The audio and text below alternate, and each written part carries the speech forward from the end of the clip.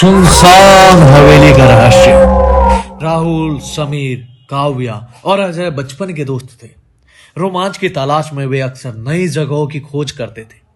एक दिन उन्हें अपने शहर के बाहर एक पुरानी हवेली के बारे में पता चला, जिसके बारे में कहा जाता था कि जो भी अंदर गया वो कभी वापस नहीं लौटा।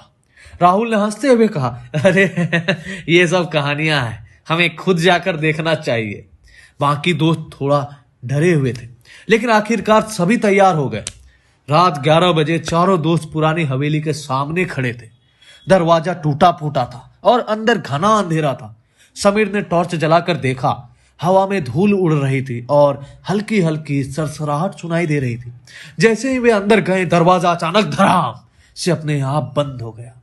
काव्या घबरा कर बोली, ये कैसे हुआ? अजय ने हंसने की कोशिश की, शायद हवा में, चलो अंदर देखते हैं। लेकिन उसके चेहरे पर भी डर साफ दिख रहा था। वे धीरे धीरे हवेली में आगे बढ़ने लगे। चारों ओर धूल जमी थी और दीवारों पर पुरानी तस्वीरें टंगी थी। उनमें से एक तस्वीर पर राहुल की नजर पड़ी। वो एक आदमी की थी, जिसकी आंखें बहुत डरावनी थी, जैसे वो उन्हें ही घूर रहा हो। तभी अचानक हवेली में किसी के कदमों की आहट गूंजने लगी। टप टप टप। समीर ने पीछे मुड़कर देखा, लेकिन वहां कोई नहीं था। अचानक अजय जोर से चिल्लाया, किसी ने मेरा हाथ पकड़ा। बाकी सबने उसकी ओर देखा, लेकिन उसके आसपास कोई नहीं था।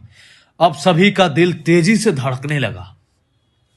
डर के बावजूद उन्होंने आगे बढ़ने का फैसला किया। तभी अचानक काव्या रुकी और बोली, राहुल कहाँ है? सबने इधर उधर देखा, लेकिन राहुल कहीं नहीं था। तभी ऊपर की मंजिल से एक जोर की हंसी सुनाई दी। डरते डरते वे सीढ़ियों की ओर बढ़े। ऊपर जाते ही उन्होंने देखा राहुल एक कमरे के अंदर खड़ा था, लेकिन अजीब तरीके से एक दीवार की ओर देख रहा था। अजय ने हिम्मत करके उसके कंधे पर हाथ रखा और पूछा, राहुल क्या हुआ? राहुल धीरे धीरे उनकी ओर मुड़ा। उसकी आंखें लाल हो चुकी थी और चेहरा सफेद पड़ गया था। उसने एक भयानक आवाज में कहा, तुम लोग चले जाओ, इससे पहले कि वो आ जाए।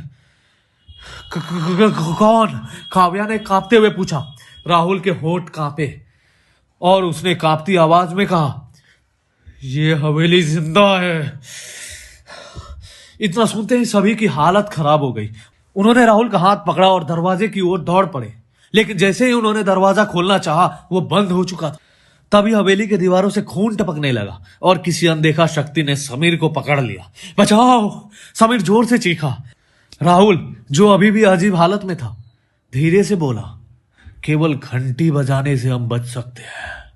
अजय को अचानक याद आया कि हवेली के बाहर एक पुरानी घंटी टंगी थी। वे पूरी ताकत से दरवाजा तोड़ने लगा। जैसे ही दरवाजा टूटा, काव्या बाहर भागी और कांपते हाथों से घंटी बजा दी। सब कुछ सामान्य हो गया।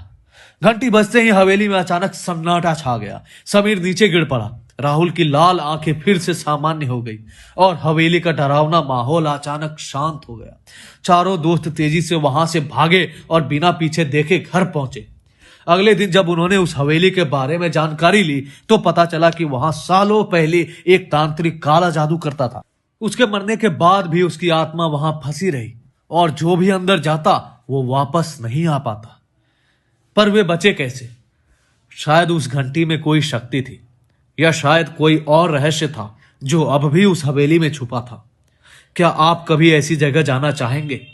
कमेंट में बताएं।